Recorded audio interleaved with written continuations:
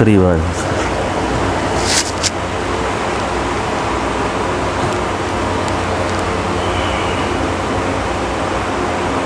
الحمد للہ رب العالمین والصلاة والسلام علی اشرف الانبیاء والمرسلین، اما بعد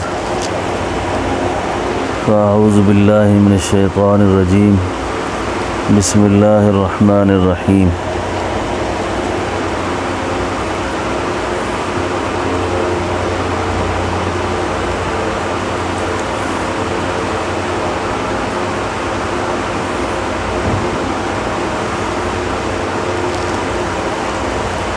اللہ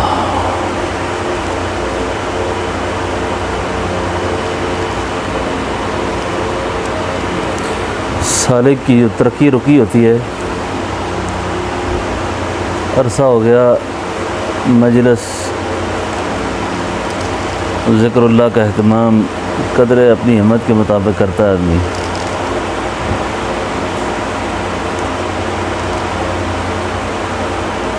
ترقی نہیں ہو رہی ہوتی۔ اس ترقی کے اندر جو رکاوٹ ہوتی ہے نا، وہ بعض اوقات زبان سے اور بعض اوقات زبان سے نہیں ہوتی، لیکن سالک کی، اللہ کے راستے کے مسافر کی قلبی غلطی پر بھی پکڑا جاتی ہے۔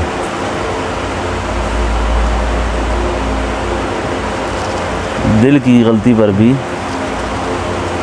اس لیے کہتے ہیں حسنات الابرار سیئات المقربین، ابرار کی نیکیاں مقربین کے گناہ ہوتے ہیں۔ تو ہم جس سفر کے راہی ہیں، ہم اس سفر میں اللہ کے غرضی ہیں،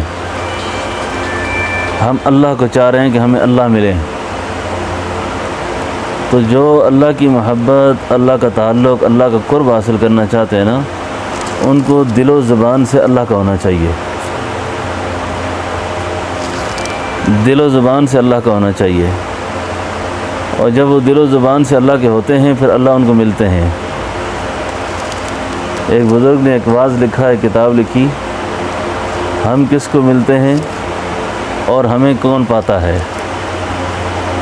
ہم کس کو ملتے ہیں اور ہمیں کون پاتا ہے، یہ آج کے میرے اس مضمون کا عنوان ہے، ہم کس کو ملتے ہیں اور ہمیں کون پاتا ہے۔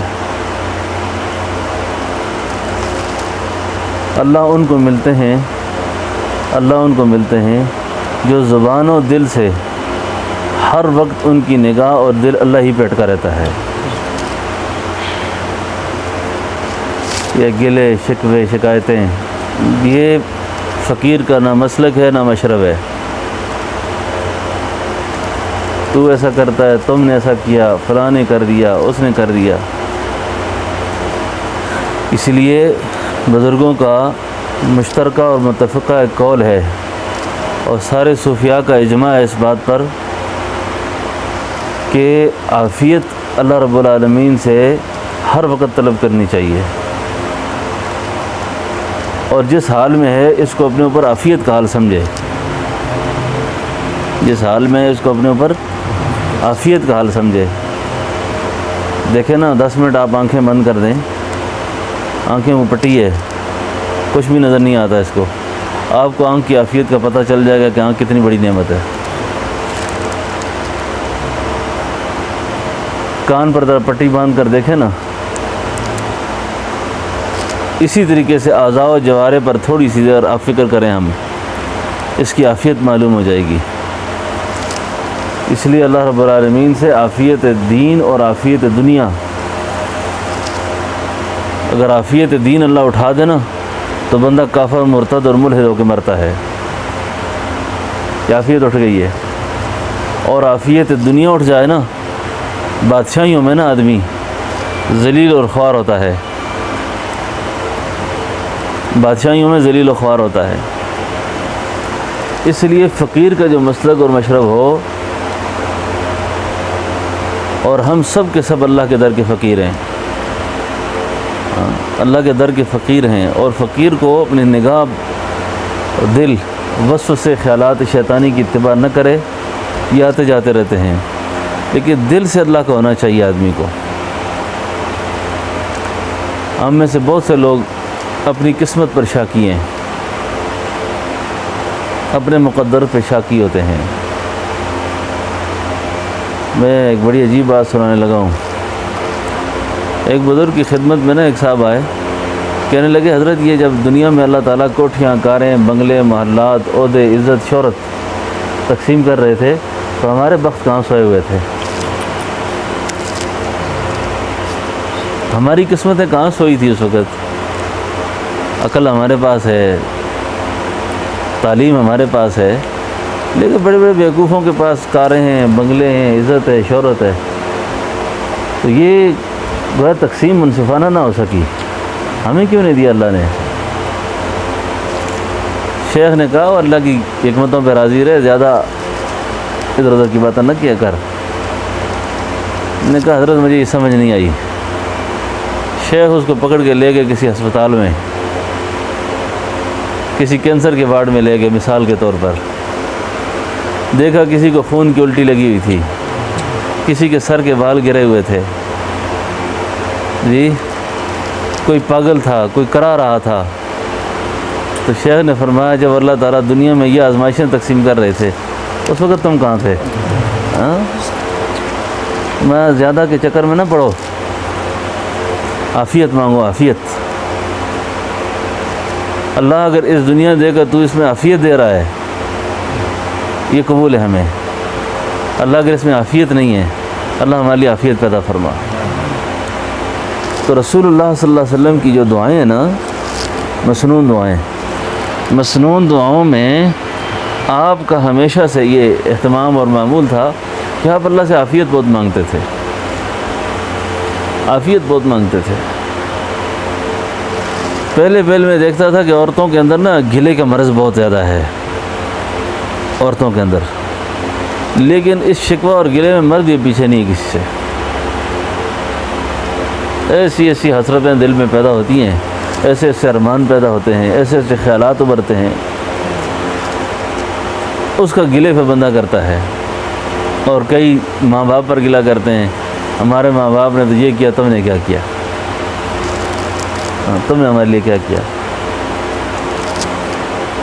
یہ گلہ نوجوان ماں باپ پہ کرتے ہیں۔ اللہ اکبر، اللہ اکبر۔ میں نے ان کانوں سے اس نوجوان کی بات بھی سنی، اس باپ کا جواب بھی سنا۔ اس باپ نے آگے سے جواب دیا بیٹا میں یہی کچھ کر سکتا تھا، اور میں کیا کرتا؟ کہتے دیکھو ہمارے چاچا نے کتنی دنیا جمع کی، فلاں نے کتنا پیسہ جمع کیا، اس کے پاس یہ ہے، تم نے کیا کیا ہے؟ تو عافیت چھن جائے نا، عافیت، تو یہ زندگی وبال اور عذاب ہے۔ عافیت چھن جائے تو یہ زندگی وبال اور عذاب ہے۔ بس مقدر پہ راضی رہنا چاہیے، مقدر پہ راضی رہنا چاہیے۔ اللہ اکبر۔ ہمارے حضرت جی صاحب رحمۃ اللہ علیہ ایک شعر بہت اکثر پڑھا کرتے تھے اور فرمایا کرتے تھے دیا ہر ایک کو قسام ازل نے، دیا ہر ایک کو قسام ازل نے، جو جس چیز کے قابل نظر آیا، بلبل کو دیا نالا، پروانے کو دیا جلنا، غم ہم کو دیا وہ جو سب سے مشکل نظر آیا۔ جی تو آپ اور میں اپنی اپنی جگہ پر بیٹھ کر نا ہمارے ساتھ جو اللہ کی عافیت والے معاملے ہیں نا ان پر غور رکھا کریں۔ ہمارے سامنے ہمیشہ منفی پہلو آتے ہیں، مثبت پہلو نہیں آتے، ہم منفی سوچتے رہتے ہیں۔ میرا خیال یہ ہے کہ اس وقت جتنے لوگ ہم یہاں بیٹھے ہوئے ہیں، ہم سب کو اللہ تعالیٰ بڑی عزت سے بغیر مشقت کے اللہ رزق دے رہے ہیں۔ کہو نا الحمدللہ، اللہ اکبر۔ بغیر مشقت کے، بڑی عزت کے، بڑے احترام اور اکرام کے ساتھ اللہ ہمیں رزق دے رہے ہیں۔ اللہ اس پر اگر جو شکر ہے نا اس کی کوئی قیمت نہیں ہے۔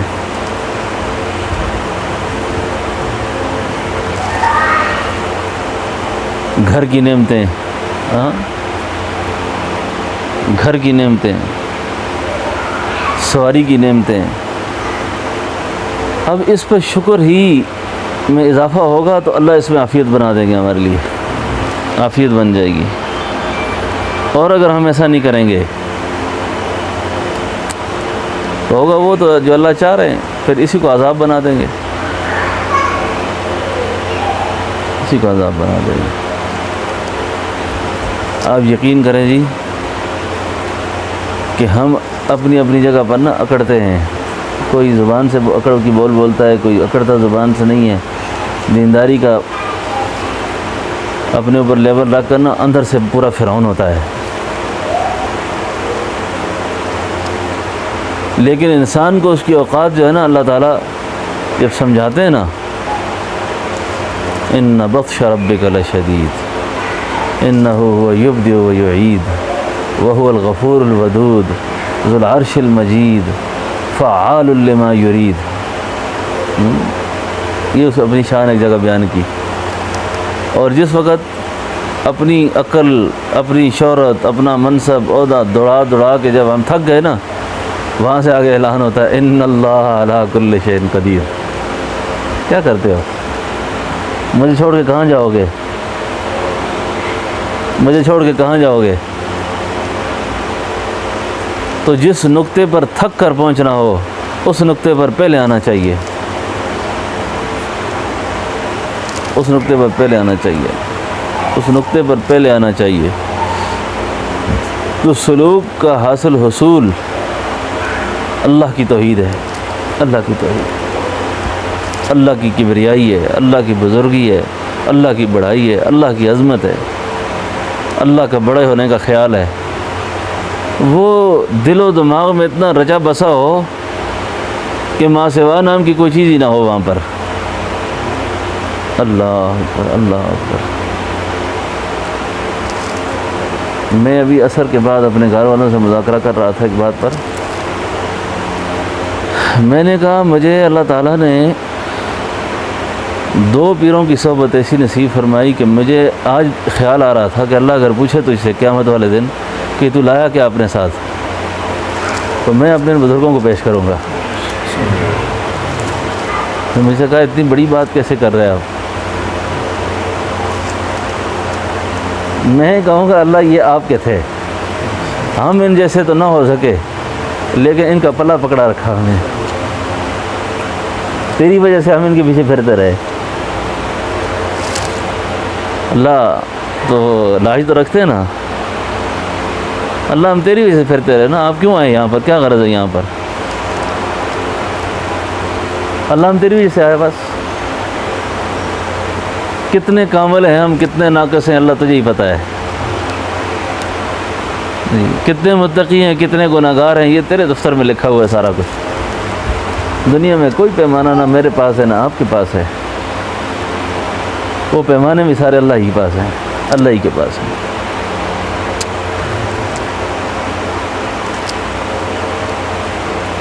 تو یقین کریں جی، میں آج بھی سوچ رہا تھا کہ ان بزرگوں کو ہم نے، مولویوں کی جو نگاہ ہوتی ہے نا، شیطان نے کئی بار ورغلا کر اس نگاہ سے بھی دیکھنے کی کوشش کی، لیکن کبھی ہم نے ان سے کی زبان پر اللہ کی ذات پہ گلہ نہیں سنا۔ اللہ اللہ، شکر۔ پریشانیاں پتہ نہیں اندرونی طور پر ایسی ایسی تھی کہ میں آپ کو پتہ نہ ہو کہ کیا کیا حالات ہوتے ہیں، کیا کیا مصائب، کیا کیا مشکلات، کیا کیا غم، کیا کیا بیماریاں، کیا کیا دکھ، لیکن عافیت، دین محفوظ ہے۔ ورنہ چھوٹی چھوٹی باتوں پر ہم آج اللہ سے اتنے گلے کرتے ہیں نا، یہ کئی دفعہ ذکر کیوں بند ہوتا ہے؟ ذکر چاہنے کے باوجود نہیں کر سکتے ہم، اعمال چاہنے کے باوجود نہیں ہو سکتے، اس لیے کہ ذہن میں انتشار ہے، دل منتشر ہے، اور دل میں وہ کچھ آیا ہوا ہے جو اس کی شان کے خلاف ہے، اور منتشر دل، منتشر سوچ سے آدمی ادھر ادھر گھومتا رہتا ہے۔ اور توحید کا اعلیٰ درجہ یہ ہے کہ بندہ اپنے آپ کو بھی، اپنے احوال کو بھی، اپنی اولاد کو بھی، بیوی کو بھی، بچوں کو، سب مسائل اللہ ہی کے حوالے کر دے، اللہ ہی کے حوالے کر دے۔ میرے کرنے سے کیا ہوگا، یا میرے کرنے سے ہوا کیا آج تک؟ جی بس میں تو ایک سبب کا مکلف ہوں، بس ایک اچھی تدبیر کا مکلف ہوں، نتیجے کا مکلف نہیں ہوں۔ اچھی سوچ ہونی چاہیے میری، اچھی تدبیر ہونی چاہیے اولاد کے لیے بھی، احباب کے لیے بھی، احباب متعلقین کے لیے بھی، اور فیصلے سارے میرے اللہ کے ہیں، بس فیصلے سارے اللہ کے۔ وہ فوض امری اللہ، وہ فوض امری اللہ، وہ فوض امری اللہ۔ اور یقین جانے جس آدمی کو یہ درجہ نصیب ہوتا ہے نا،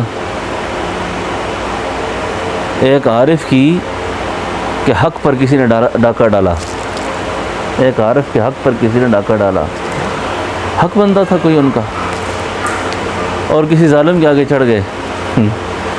ہمارے زجی صاحب رحمۃ اللہ علیہ فرمایا کرتے تھے کہ کئی دفعہ نا اللہ اپنے پیاروں کی رسی اپنے دشمنوں کے ہاتھ میں دے دیتا ہے، اور ان کی آزمائش کر کے ان کو کوئی مقام دینا ہوتا ہے اس نے، اور ان کے حصے میں کوئی بدبختی ہوتی ہے، اور اس بدبختی کو پورا کر کے وہ اپنے مقام پر جانا چاہ رہے ہوتے ہیں۔ یہ بڑا عجیب نسخہ تھا ہمارا مشرب۔ یہ جب ہو گیا نا، دنیا کیا ہے، ساری دنیا اللہ ہماری غلام بنا کے، تابع دار بنا کر پیچھے پھیریں گے۔ جب بڑا عارف اور صالح والے کا بڑا مسئلہ ہو گیا، انہوں نے کہا یار یہ میرا حق ہے، یہ میری چیز ہے، مجھے دے دو۔ انہوں نے کہا نہیں آپ غلط کہتے ہیں، میں سچ کہتا ہوں، جھوٹ ہے یہ۔ اللہ اکبر، کلام خدا میں یہ تاثیر دیکھی، بدلتی ہزاروں کی تقدیر دیکھی۔ اس آدمی نے کوئی جرگہ نہیں کیا آگے سے، کوئی گولی نہیں چلائی، کوئی فائر نہیں کیا۔ اس نے کہا اچھا وَفَوِّضُ أَمْرِي إِلَى اللَّهِ، وَفَوِّضُ، بندہ کانپنا شروع ہو گیا۔ انہوں نے کہا میں نے جنگ نہیں کی، لڑائی بھی نہیں کی، صرف اوپر دیکھ کر اپنی عرضی پیش کر دی۔ وَفَوِّضُ، جب میرا مسئلہ اللہ کے سپرد ہے، اللہ جانے تو جان۔ اب اس نے کہا نا میں میرا مسئلہ اللہ کے حوالے نہ کر، تیرے ساتھ تو میں گزارا کر سکتا ہوں، جس کے ساتھ تو میرا واسطہ ڈال رہا ہے نا اس کے ساتھ میں نہیں چل سکتا۔ تو ہم اللہ رب العالمین سے یہ والہانہ تعلق ہے، اچھا یہ والہانہ تعلق ہے، ورنہ جتنی پٹائی اس وقت ہو رہی ہے نا ہماری اجتماعی طور پر، یہ نہ ہوتی کبھی بھی۔ ہم نے سب کچھ کیا، اللہ کو درمیان سے نکال دیا ہے۔ وہ بھئی اس کو نکال کر جائیں گے کہاں ہم؟ آخری سوچ پہلی سوچ ہو جائے۔ آخری سوچ بھی قسمت والوں کو آتی ہے، وہ بھی آج کل نہیں آتی۔ آخری سوچ پہلی سوچ ہو جائے، آخری سوچ پہلی سوچ ہو جائے، جو آخر میں کہیں اللہ یہ اللہ تیرے والے ہے، پہلے ہی اللہ تیرے والے ہے۔ تو ایک تو قسمت پر گلا شکوہ مقدر کا چھوڑ دیں، مقدر کا گلا چھوڑ دیں، مقدر کا گلا چھوڑ دیں۔ حسن تدبیر سے بیوی باغی ہے، نافرمان ہے، اس کو بھی سمجھائیں، بچے نافرمان ہیں اس کو سمجھائیں، دوست احباب تنگ پریشان کرتے ہیں ان سے بات کریں، لیکن اس کے پیچھے کی جو حکمت ہے وہ ہم نہیں سمجھ سکتے، اس کے پیچھے کی حکمت نہیں سمجھ سکتے۔ اللہ اکبر، اللہ اکبر، ہوائیاں اڑ جاتی ہیں جی آدمی پر۔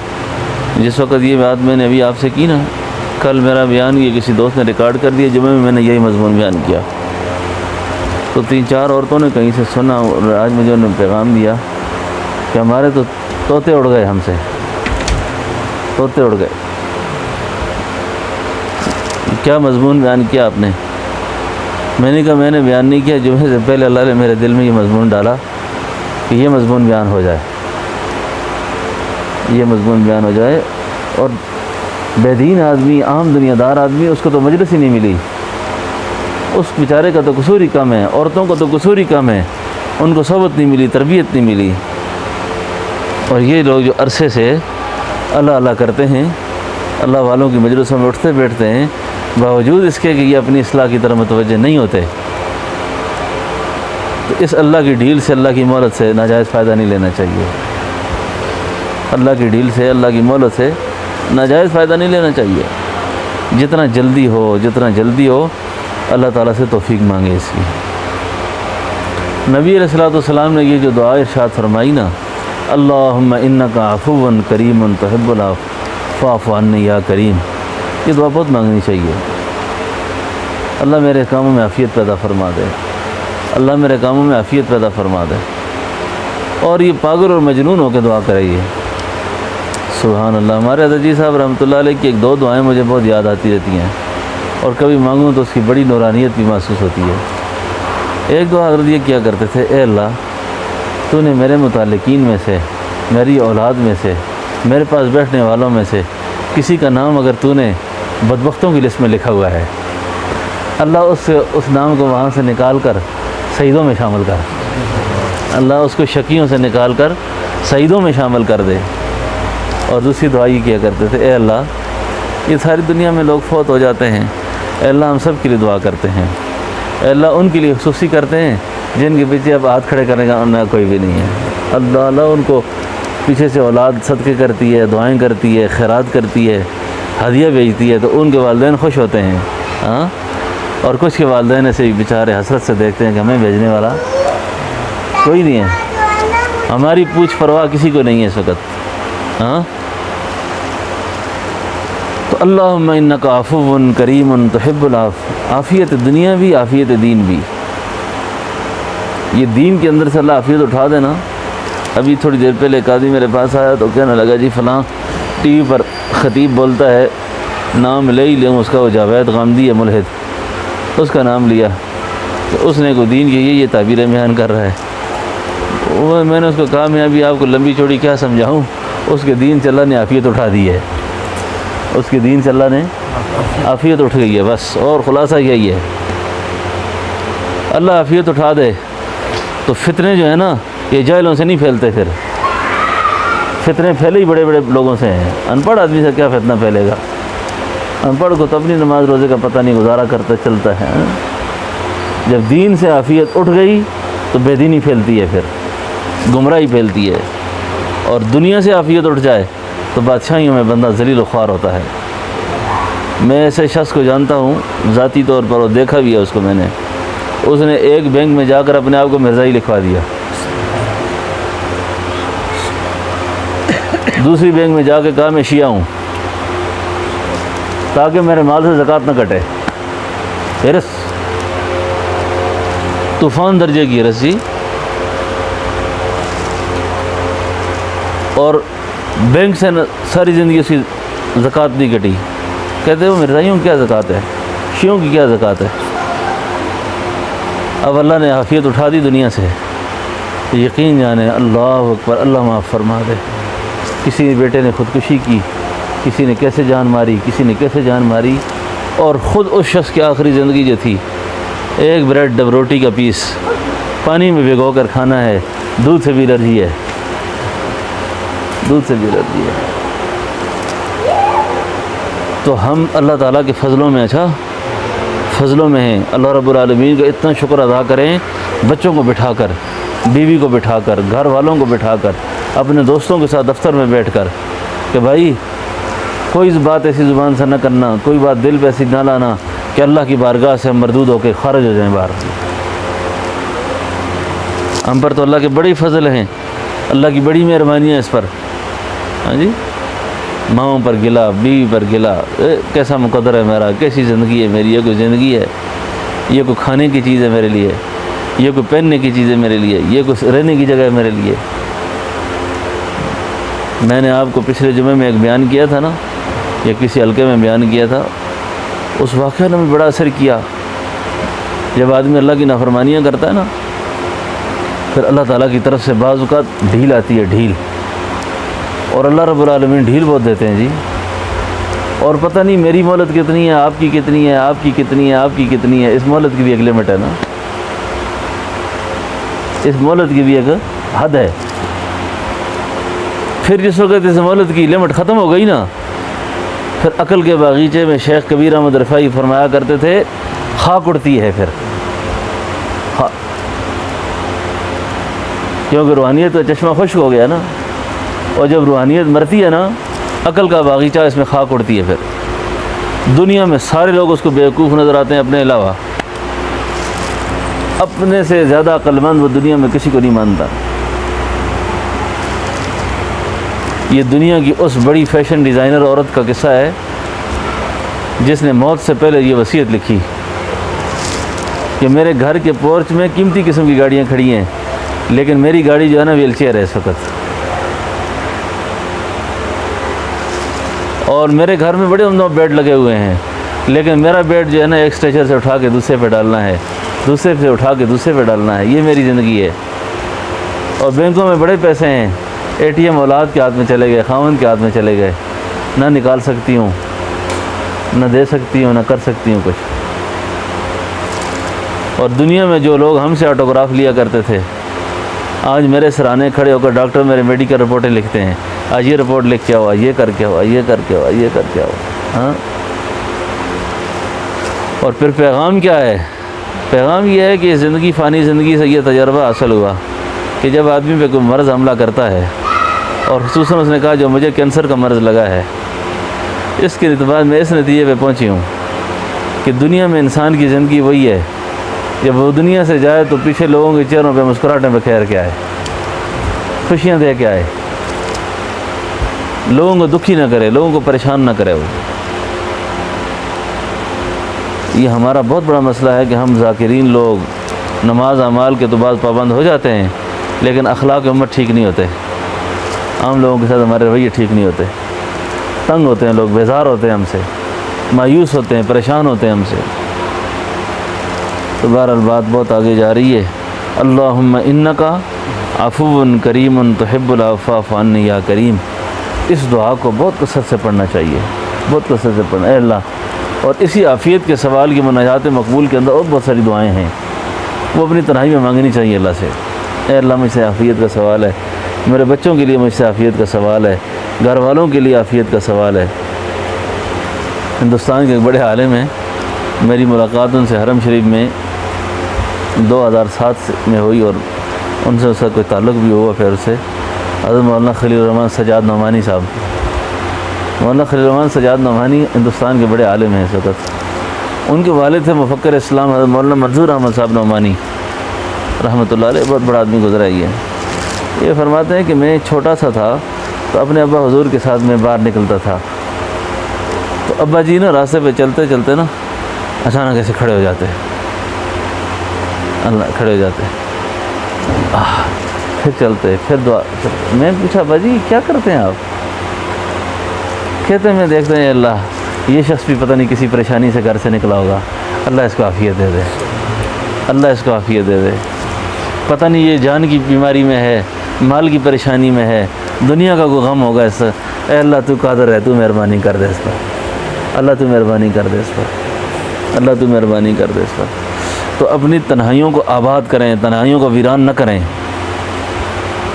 تنہائی جس کی آباد ہوگی، تنہائی جس کی آباد ہوگی، رات جس شخص کی زندہ ہوگی، رات زندہ رکھیں، تنہائی آباد کریں، اللہ کے ساتھ آباد کریں، اللہ کے ساتھ۔ او پھر مانگے والہانہ طریقے سے مانگیں۔ یقین جانیں ہمارے بزرگ اتنے شفیق تھے، اپنے مریدوں کے عقیدت مندوں کے ایک ایک کا نام لیتے تھے، اے اللہ اس کو بھی ایسا کر دے، اللہ اس کو بھی ایسا کر دے، اللہ اس کو بھی ایسا کر دے، اللہ اس کو بھی ایسا کر دے، اللہ اس کو بھی ایسا کر دے۔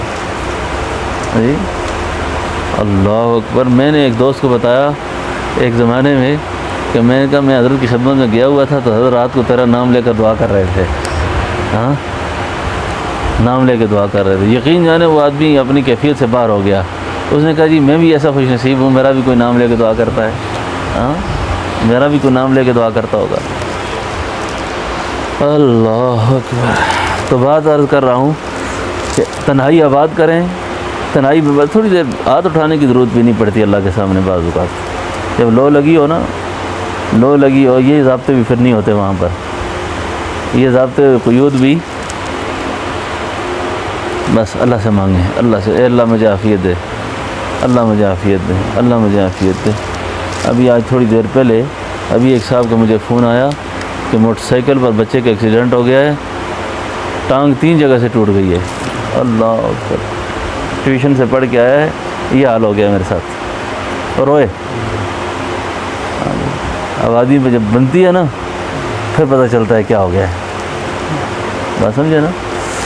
ایک تو سارے ساتھی صدقے کا بہت اہتمام رکھا کریں، تھوڑا بہت صدقہ روز کی بنیاد پر دیا کریں، نیت کیا کریں تھوڑا بہت، اور کسی مانگنے والے سے انکار نہ کیا کریں، کسی مانگنے والے سے انکار نہ۔ نبی علیہ السلام کی سنت کے بالکل خلاف ہے یہ بات۔